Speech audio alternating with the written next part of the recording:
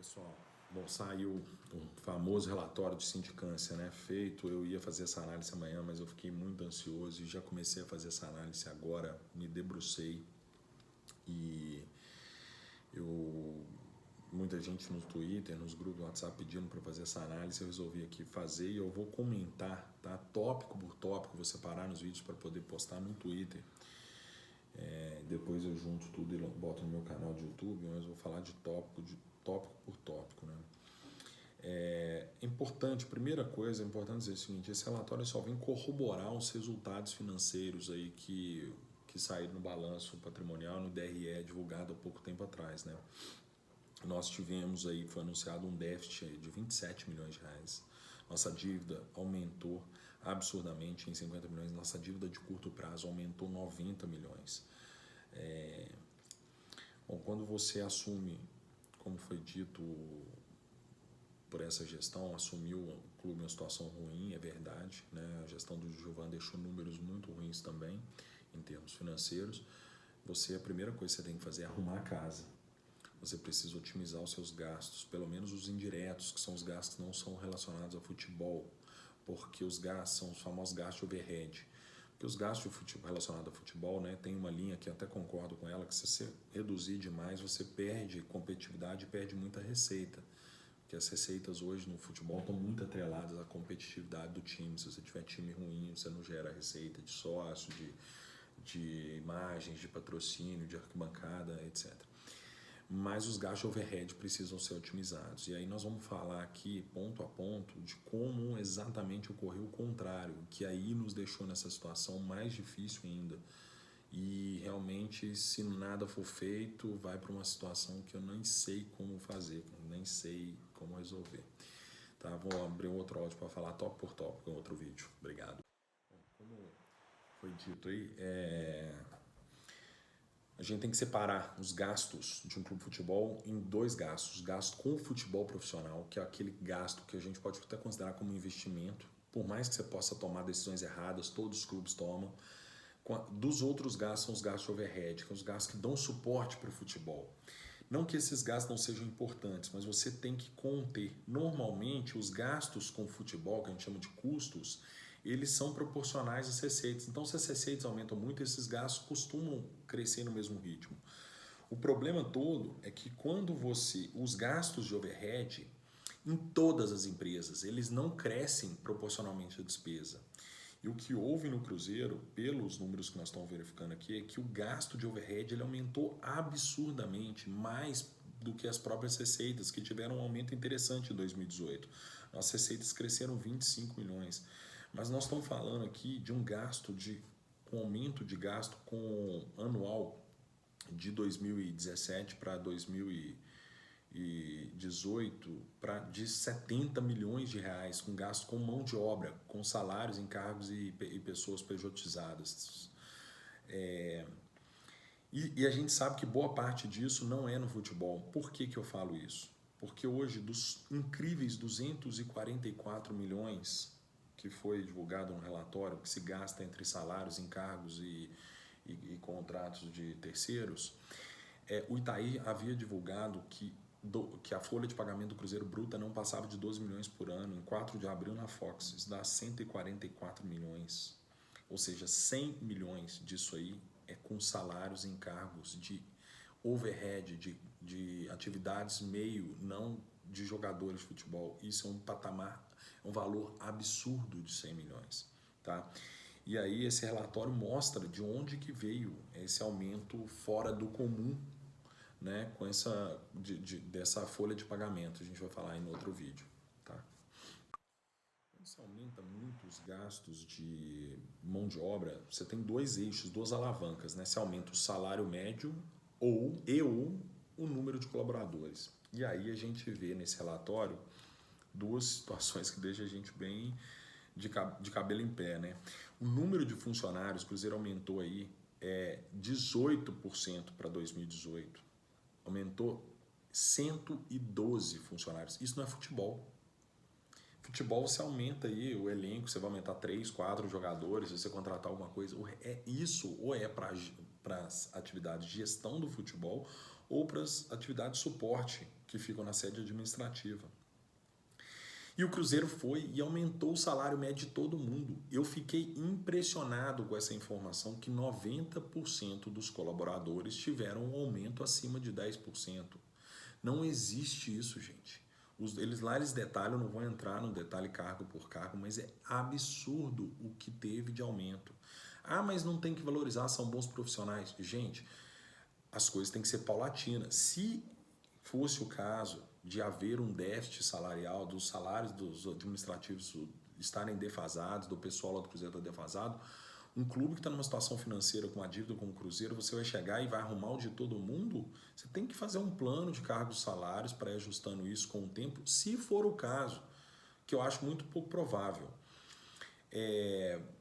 Você tem que fazer uma pesquisa de mercado. Você não pega e vai e salários todos redondos. Ah, isso aqui vai para 6 mil, isso aqui vai para 8 mil, isso aqui vai para 8.500. Isso não é gestão, gente. E você assume um clube numa situação difícil e depois você vai falar, ah, mas eu recebi isso, eu recebi aquilo. E você sai aumentando o salário de todo mundo. O que significa isso? Isso é um projeto de perpetuação no poder que a gente conhece bem ou isso aí é uma meritocracia? Tá? E outra coisa, se você quer aumentar pelo mérito, para aumentar as arrecadações, você vincula no variável e não no fixo, igual está aumentado aí de todos. Então, gente, isso explica muito a situação que nós estamos, tá? Esse é o primeiro ponto do relatório que eu queria destacar com vocês. Agora vamos para os próximos. Bom, vamos lá agora falar sobre a questão dos conselheiros. Então, eu queria falar sobre esse tópico. Então, 30 conselheiros contratados como PJ, tá?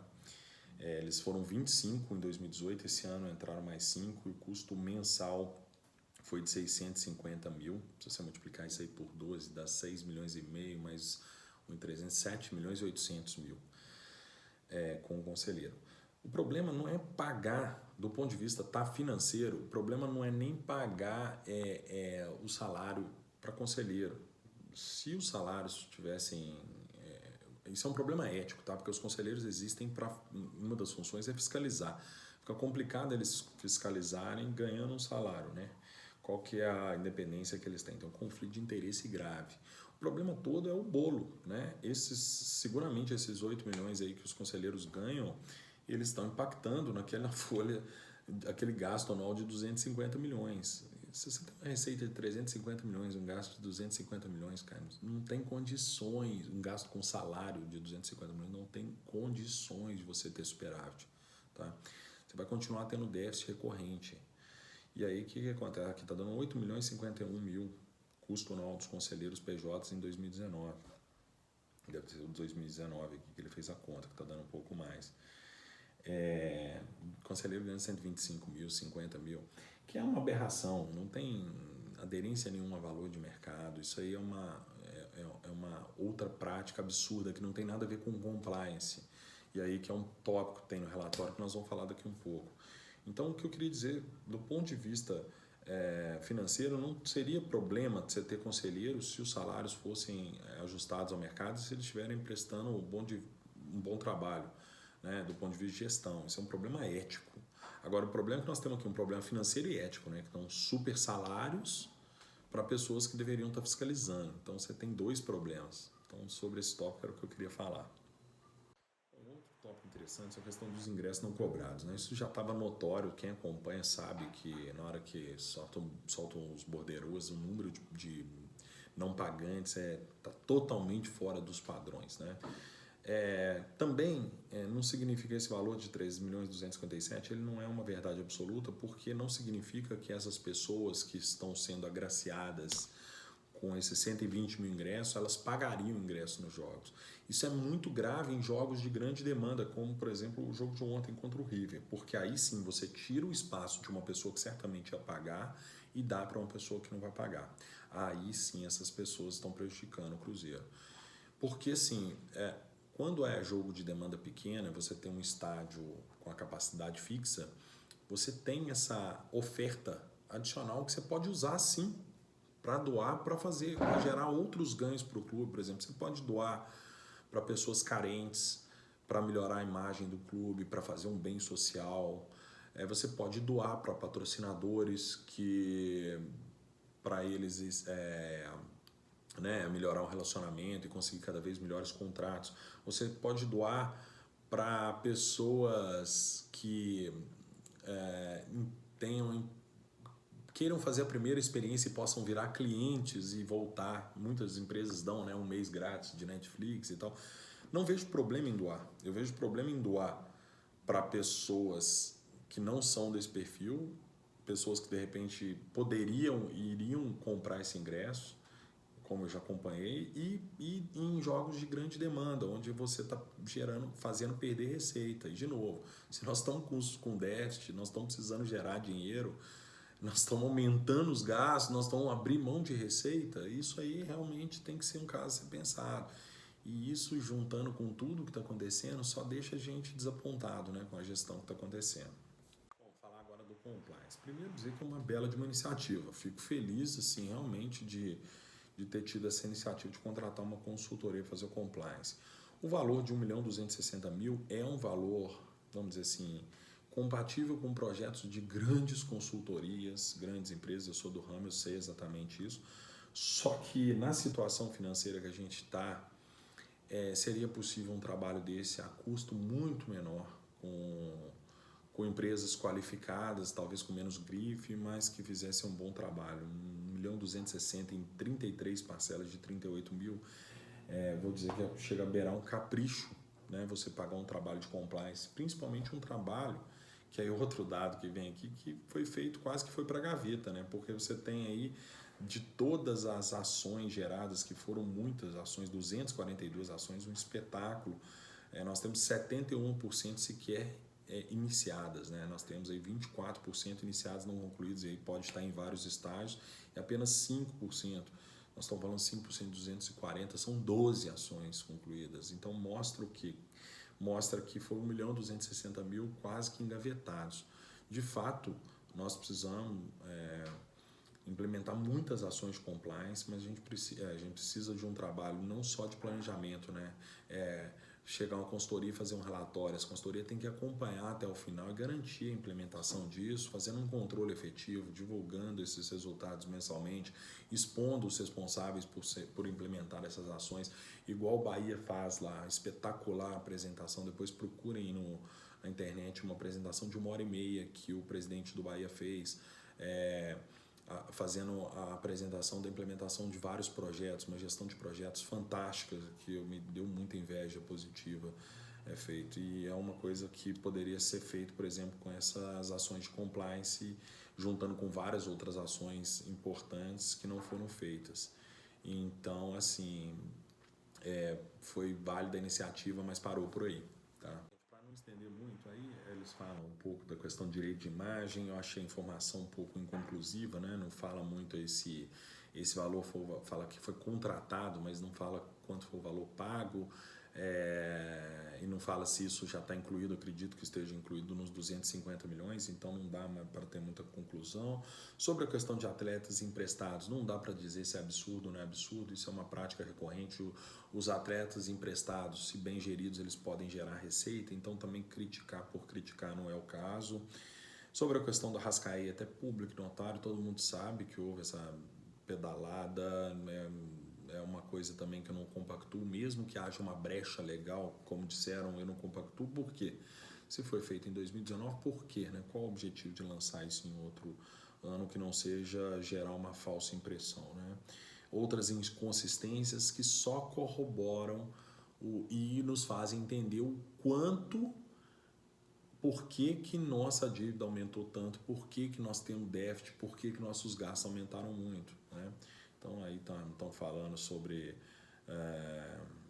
valores pagos diferentes de contratado, funcionários seletistas que ganhavam adicional, quer dizer, mostra que até atenua a má gestão, né? Mostra que não é só má gestão, é má gestão e problemas éticos, morais juntos. E aí a gente fica realmente consternado com a situação e fica realmente satisfeito com essa exposição, porque trouxe à tona uma coisa que talvez ia ser mascarada por muito tempo, e quando a gente descobrisse isso, poderia ser tarde demais. Bom, vou fazer um outro último vídeo de conclusão geral e E a gente encerra por hoje, que já está tarde. Obrigado. Bom, conclusão, tá? É fato que essa gestão herdou uma situação financeira terrível, é fato, mas ela herdou, ninguém colocou ninguém lá obrigado, né? Quem entrou sabia da situação delicada, entrou com esse desafio e se julgou capaz de resolver a situação, de melhorar a situação. Então o discurso de a dívida não é minha, para mim não cola. Você entra num clube igual o Cruzeiro, num gigante do mundo, é um prazer. Na verdade, você tem o ônus de assumir essa situação difícil, de correr atrás, mas você tem todo um bônus, né, de gerir um dos maiores equipes do mundo, com um elenco competitivo. Então, entrou porque quis, então não cola. Cabe a arrumar menos desculpa e tentar melhorar a situação. E na hora que você entra numa situação delicada dessa, a primeira coisa que você faz é otimizar gastos. E exatamente esse relatório mostra que a única coisa que não foi feito foi otimizar. Virou uma farra de aumento de salários, provavelmente totalmente sem critérios. Houve um aumento do quadro como se houvesse déficit. Para você saber se tem déficit, você tem que fazer um dimensionamento de cargos, salários, uma coisa mais profissional.